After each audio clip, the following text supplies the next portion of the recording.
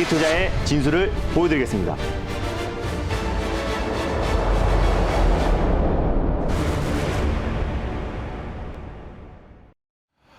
네, 오늘도 힘차게 달릴까 말까 시작하도록 하겠습니다. MBN골드 김준호 매니저와 함께하겠습니다. 매니저님 안녕하세요. 반갑습니다. 네. 자, 매니저님 장이 어제부터 네. 그렇고 지금 이 오전 한 10시 반을 기점으로 하락 전환도 됐습니다. 네. 이러면서 시장 흐름은 좋지 않습니다. 하지만 또 이럴 때 잘하는 매니저는 바로 저는 김준호 매니저님이라고 생각합니다. 네. 또 김준호 매니저한테 오늘 거는 기대가 상당히 큰데요. 자, 먼저 리뷰 종목부터 가보도록 하겠습니다. 먼저 해성 DS부터 리뷰를 할 텐데, 자, 딱 1차 목표가를 터치했습니다. 네. 말씀드리기 전에 간단하게 시장 말씀드리면요. 사실 우리 국내 증시만 글로벌 증시 대비해서 낙폭이 컸고 저희 네. 나스닥 증시도 거의 3% 가까이 장중에 하락이 나와주다가 막판에 다 회복해서 양전환에 성공했는데 아시아 증시 다 안정적입니다. 다만 우리 국내 증시가 하락이 나온 이유는 수급적인 요인이 가장 크다라고 보시면 될 것 같아요. 이번 달에 LG 에너지 솔루션의 상장을 앞두고 기관의 매도가 거친 이유는 새로운 자금을 확보하기 위해서 특히 성장주 중심의 매도 물량이 증가했고 그래서 게임 또 그리고 제약바이오 또 그리고 IT 섹터의 낙폭이 크면서 시장의 하락이 지나치게 나와주고 있다. 다만 수급적인 요인으로 시장의 하락이 나왔던 부분들은 빠른 속도로 회복할 가능성이 높고 시장에서 빠져나갔던 자금들은 다시 고스란히 증시에 유입될 가능성이 높기 때문에 네. 이 하락이 질적으로 굉장히 나쁜 하락은 아니다라고 보고 있습니다. 그래서 조정폭은 좀 가파르게 진행되고 있지만은 이번 주 정도 지나면요 어느 정도 이제 기간의 매도 물량도 거의 좀 줄어들 가능성이 높다라고 보고 있기 때문에 너무 지나친 시장에 대한 걱정은 안 하셔도 좋을 것 같습니다. 알겠습니다. 네. 자, 이럴 때일수록 좋은 자리에 있는 종목들 확인을 하는 게 더 중요한 것 같습니다. 네. 일단 뭐 해성 DS 같은 경우는 차량용 반도체 관련 섹터에서는 최근에 시장 급락에도 불구하고 굉장히 안정적인 모습을 보여주고 있습니다. 네. 해성 DS 같은 경우는 리드 프레임 관련해서 세계 시장 점유율 1위 기업이다라고 말씀드렸었고요. 그리고 사실상 반도체 패키징 회사인데 실적이 굉장히 고성장을 하고 있는 기업이다라고 소개해드렸었는데 어제 오늘 시장 하락에도 불구하고 안정적인 모습을 보여주면서 제가 제시해드렸던 1차 목표가 53,000원 라인대를 돌파를 했습니다. 그래서 익절 라인대를 다시 한번 잡아드리겠고요. 예. 2차 목표가를 다시 한번 재설정해 드리도록 하겠습니다. 익절가는요. 51,000원 라인대를 종가상 이탈했을 때 익절 라인대 잡고 대응하셨으면 좋겠고 2차 목표가는 58,000원 라인대를 제시해 드리도록 하겠습니다. 수익 축하드립니다. 네, 수익 축하드립니다. 해성 DS 같은 경우에는 현재 익절가 51,000원에 대응하라고 말씀해 주셨는데 오늘 이 삼성전자의 M&A 이슈도 네, 있기 때문에 또 추가적인 상승을 또 기대해봐도 좋을 것 같습니다. 이어서 이루다도 살펴보도록 하겠습니다. 자, 이루다도 얼마 전에 가져왔던 종목인데 견고한 흐름을 그래도 보여주고 있어요. 네, 2, 3거래일 전에 아마 제가 소개를 해드렸던 종목인데요. 이제 의료기기 관련해서 또 레이저나 고주파 치료기를 생산하는 기업인데 사실상 이제 클래시스의 성공 방식을 그대로 따르는 기업이라고 말씀드렸습니다. 맞아요. 자체 브랜드를 보유하고 있고요. 해외 매출 비중이 굉장히 높고 그리고 소모품 매출 비중이 계속 확대되고 있기 때문에 우리가 이루다를 좀 주목하자라고 소개해드렸었고 최근에 시장이 계속해서 급락이 나와주면서 네. 사실 목표가 언저리까지 급등이 나오고 폭발적인 시세가 분출되는 종목들이 좀 제한적이에요. 그래서 이루다도 마찬가지로 제가 목표가를 12,700원을 말씀드렸었는데 오늘 12,600원까지 가다가 상승폭을 좀 반납하고 있는 모습입니다. 네. 그래서 다시 한번 익절가와 또 2차 목표가를 좀 설정해 드리도록 할게요. 익절가는 현재 11,950원 라인대에 위치해 있는데요. 종가상 11,800원 라인대를 이탈했을 때 익절 라인대 잡고 대응하셨으면 좋겠고 네. 2차 목표가는 그대로 13,700원 라인대를 제시해 드리도록 하겠습니다. 수익 축하드립니다. 네, 이루다는 2차 목표가 13,700원 동일하게 들어가고요. 네. 입절가 11,800원에 제시가 됐습니다. 자, 계속해서 바로 오늘 달릴까 말까 첫 번째 섹터를 만나볼 시간입니다. 오늘 첫 번째 섹터 공개해 주시죠. 네, 오늘 첫 번째로 소개해드릴 섹터는요. 바로 차량용 반도체 섹터를 첫 번째 섹터로 준비했습니다. 네, 방금 또 리뷰를 통해서도 네. 우리가 해성 DS를 봤는데요. 오늘 또 호재 뉴스가 나왔기 때문에 이에 대해서 좀 더 깊숙하게 차량용 반도체에 대해서 공부하는 시간을 가져보도록 하겠습니다. 자, 그럼 이 시점에서 차량용 반도체 달려야 할까요? 말아야 할까요? 달릴까 말까? 매니저님의 선택은? 네, 지금은 달려야 됩니다. 자, 네. 달려야 된다고 사인이 나왔습니다. 언제든 좀 강조하시는 섹터이기도 한 것 같아요. 맞습니다. 오늘 뭐 최근에 일주일 동안 시장의 고점 대비 7% 가까이 급락이 나왔어도 가장 안정적인 모습을 보여주고 있는 섹터는 아무래도 차량용 반도체 섹터인 것 맞아요. 같습니다. 방금 전에 제가 해성 DS도 소개를 해드렸었는데 차량용 반도체 섹터가 이제 2025년까지 연평균 성장률이 14%로 반도체 중에서도 가장 가파른 성장세를 보인다라고 보시면 될 것 같고요. 또 최근에 삼성 삼성전자가 또 이제 네덜란드의 NSP 그리고 독일의 인피니온 차량용 반도체 기업들을 계속해서 좀 M&A를 할 것이라는 그 기대감이 계속해서 좀 맞아요. 증폭되고 있는 모습입니다. 그래서 국내 차량용 반도체 기업들도 꾸준한 상승 흐름이 나와주고 있고요. 최근에 이제 첨단화 또 이제 스마트화 그리고 자동차가 뭐 전기차와 자율주행 관련해서 스마트화 되면서 자동차 원가 비중 차량용 반도체가 들어가는 원가 비중도 5%에서 거의 20%까지 확대되고 있기 때문에 차량용 반도체의 수요는 앞으로 증가할 수밖에 없고 네. 삼성전자의 M&A 이슈가 계속해서 이제 부각되고 있기 때문에 우리가 차량용 반도체 관련 섹터들은 꾸준히 관심 있게 보자는 의미에서 달리자라고 말씀드렸습니다. 네, 오늘 그 M&A 이슈가 어떻게 보면 차량용 반도체의 상승 힘을 좀 보태준 것 같고요. 무엇보다 또 차량용 반도체 부족과도 관련된 이런 업황도 정말 긴 터널이 좀 끝나간다는 이야기도 나오고 있기 맞습니다. 때문에 한번 눈여겨보면 좋을 것 같습니다. 그러면 차량용 반도체는 어떤 종목 또 오늘 가지고 나오셨을까요? 네, 차량용 반도체 섹터에서 좀 앞으로 가장 강하게 상승을 좀 견인할 수 있는 종목을 가져왔습니다. 바로 칩스앤미디어를 다시 한번 첫 번째 종목으로 가져왔습니다. 네, 오랜만에 또 등장한 칩스 브라더스에서 칩스앤미디어입니다. 칩스앤미디어의 현재 흐름 먼저 살펴보겠습니다.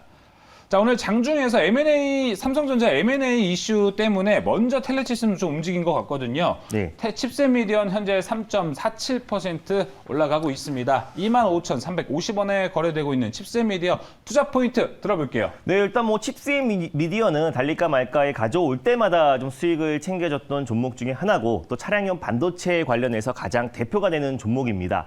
비디오 IP 관련해서 이제 국내 유일한 기업이고 세계 시장 점유율 3위 기업이다라고 말씀드렸어요. 비디오 IP는 영상을 녹화하고 재생하는 기능이기 때문에 뭐 드론뿐만 아니라 뭐 자율주행 그리고 앞으로 뭐 4차 산업에서 사용 범위가 굉장히 광범위하다라고 소개를 해드렸습니다. 근데 칩스앤미디어가 조금 다른 종목들 대비해서 좀 매력적인 부분은 네. 모빌아이의 설계 자산을 공급하고 있고 그렇죠. 그리고 모빌아이와 협업을 통해서 구글 프로젝트에도 참여할 가능성이 굉장히 높아졌기 때문에 오히려 칩스앤미디어가 모빌아이 관련 대표적인 수혜주다라고 보시면 될 것 같아요.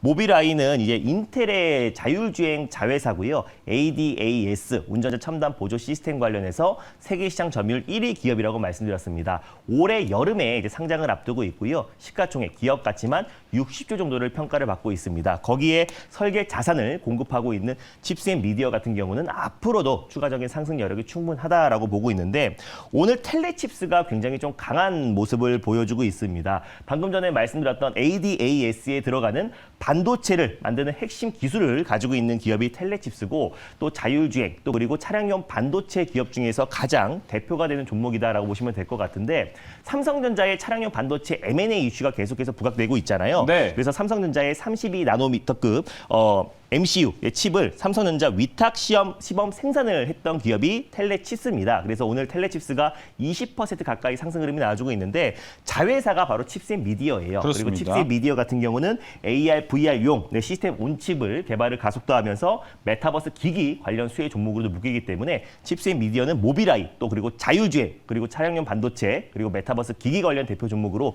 칩스앤미디어를 첫 번째 종목으로 가져왔습니다. 자, 첫 번째 종목 칩스앤미디어 이야기를 네. 들어봤습니다.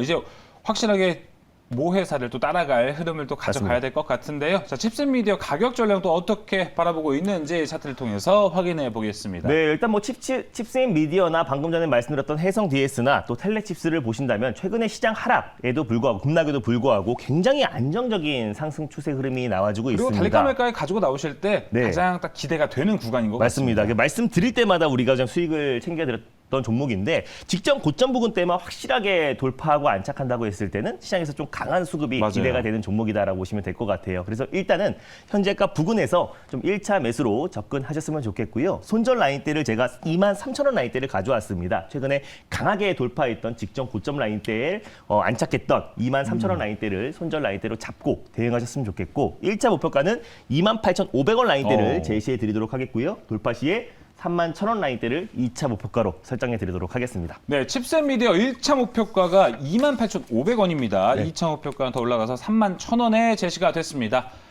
자, 이렇게 첫 번째 달릴까 말까 종목 살펴봤고요. 이어서 달릴까 말까 두 번째 섹터 살펴보겠습니다. 네, 오늘 두 번째로 말씀드릴 섹터는요. 정책 관련 섹터를 가져왔습니다. 아무래도 시장과 상관계수가 좀 적기 때문에 정책 관련 종목들을 오랜만에 가져왔는데 맞아요. 그 안에서 가장 좀 대표가 될 수 있는 정책인 저출산 관련 정책 수혜 섹터를 두 번째 섹터로 준비했습니다. 자, 오늘은 뭐 바로 정책주라고 하지도 않고 바로 네. 저출산으로 딱 콕 집어서 얘기를 해주셨습니다. 자, 그러면 이 시점에서 저출산은 달려야 할까요? 말아야 할까요? 달릴까 말까. 매니저님의 선택은? 네, 지금은 달려야 됩니다. 자, 달려야 네. 된다 사인 주셨습니다. 요즘 같은 시장에서 정책 모멘텀이라든지 정치 인물 테마주 뭔가 안 하면 좀 서운하거든요. 맞습니다. 일단 뭐 중국에서도 사실상 뭐 산하 제한 폐지 정책에 준하는 정책을 냈음에도 불구하고 백약이 무효한 상태입니다. 43년 만에 거의 출산율이 최저치를 기록했고 오. 우리도 OECD 꼴찌잖아요. 그래서 사실상 인구 절벽 문제는 우리만의 문제가 아니고 글로벌 사회적 맞아요. 문제다라고 보시면 될 것 같습니다. 그래서 사실상 이제 양 후보, 차기 대권의 양 후보들도 네. 좀 핀셋 정책, 세부적인 정책들이 계속해서 나와주고 있는 상황이기 때문에 우리가 저출산 관련 섹터 관심 있게 보자는 의미에서 달리자라고 말씀드렸습니다. 네, 방금 화면을 통해서도 살펴봤는데 저출산 관련 종목들은 네. 전반적으로 지금 떨어지고 있기 때문에 저점 매수 전략도 잘 맞습니다. 통할 것 같습니다. 자, 그럼 저출산에서 종목 공개해 주시죠. 네, 저출산 관련해서 가장 상징적인 종목이다라고 보시면 될 것 같습니다. 바로 아가방 컴퍼니를 두 번째 종목으로 소개해드리겠습니다. 자, 아가방 컴퍼니가 오늘의 두 번째 종목 공개가 됐습니다. 네. 아가방 컴퍼니 현재 어떤 흐름인지 먼저 살펴보겠습니다. 자, 저출산 관련 종목 아가방 컴퍼니는 현재 3%에 가깝게 빠지고 있네요. 5,350원에 현재 거래가 되고 있습니다. 아가방 컴퍼니 현재 흐름은 어떨까요?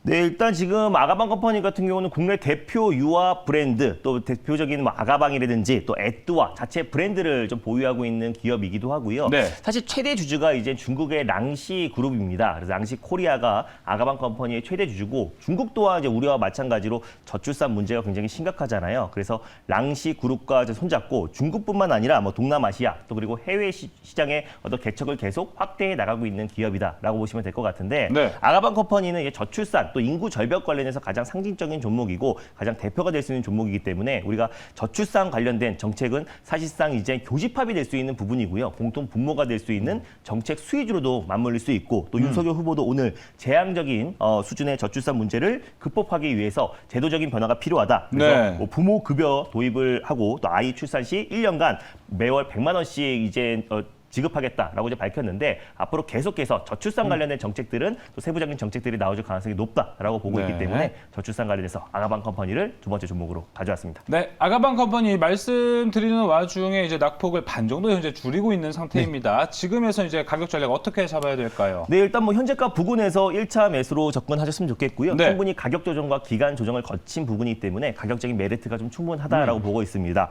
손절 라인대를 4,800원 라인대를 가져왔는데요. 4,900원 부근대에서 2차 매수 접근하셨으면 좋겠고 1차 목표가는 5,900원 돌파 시에 6,400원을 2차 목표가로 말씀드리도록 하겠습니다. 네, 아가방 컴퍼니 1차 목표가 5,900원이고요. 2차 목표가 6,400원, 손절가 4,800원으로 제시가 됐습니다. 네, 이렇게 쉽지만은 않은 장 속에서 오늘도 김준호 매니저가 두 네. 가지 종목 함께 해봤습니다. 김준호 매니저님 또 좋은 정보 얻으려면 어떻게 해야 될까요? 네, 일단 뭐 전일도 무료 방송을 통해서 제가 차량용 반도체 섹터에서 콕 집어서 말씀을 드렸었는데요. 오늘 시장 대비 굉장히 안정적인 모습을 보여주고 있습니다. 차량용 반도체와 함께 같이 봐야 돼. 또 그리고 과대납폭 섹터에 대해서 오늘은 자세하게 소개해드릴 예정이니까 오늘은 밤 10시에 엠베인골드 사이트와 유튜브를 통해서 많은 참여 부탁드리겠습니다. 자, 오늘 밤은 10시에 김준호 매니저의 무료 방송 준비되어 있습니다. 참석하셔가지고 좋은 정보 네. 얻어가셨으면 좋을 것 같습니다. 자, 달릴까 말까 오늘 준비한 소식 여기까지입니다. 오늘 말씀 감사합니다. 감사합니다.